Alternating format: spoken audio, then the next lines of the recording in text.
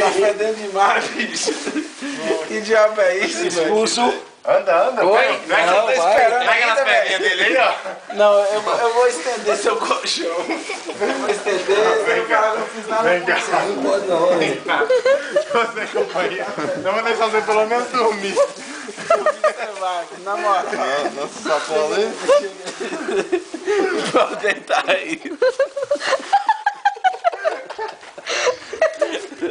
Na moral, você não me aparece lá dentro mais nunca. Deus é mais. E a catinha do sol não, viu? Prende de novo. Não gasta. Tá o quê? Um fedor? Ô, Gá, você foi eliminado. Primeiro paredão, Big Brother You lost. Diamantina. Com 90% dos votos, Gá, você foi eliminado da noite. Se você soubesse quem você... Tchau. Até onde vai a sua fé? Se você faria... Nananana, se... Gá. Psiu. O Gá foi eliminado.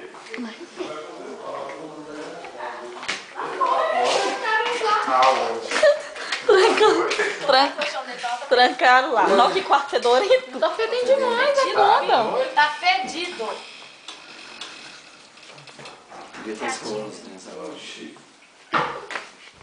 Tadinho, gente. Filme o Gá lá fora. Eu Só o Gá. Nós filmando. Pô, o cara soma a noite inteira, velho. Cheio de...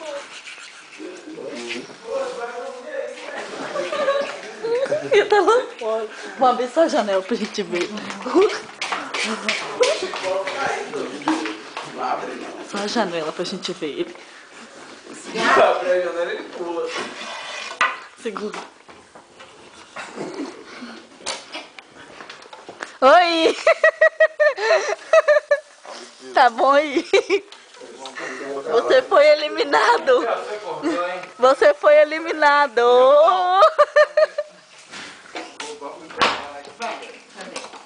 Ai, nossa tribo. Ice na balada. Bicho, depois eu vou embora. Oi! Ele tá com a cara ruim ali fora. Certo, Wilson. Tá. Põe o cheiro que tá aqui dentro. Não, mas tá fedendo mesmo, viu? Não foi Tayane, foi ele. E ó, eu não te falo, não. Tô achando que é Tayane. Eu tô achando que é Tayane ou Cleiton, porque esse cheiro acompanhou a gente Por ver das dúvidas, pôr os dois pra fora. Por ver das dúvidas, pôr os dois pra fora. O cheiro acompanhou a gente a noite inteira. Por ver das dúvidas, pôr os dois. Oi! Gente. Tá feia. A cara tá muito feia. E Cleiton, velho. Não cabe você não, Gá. Os únicos que não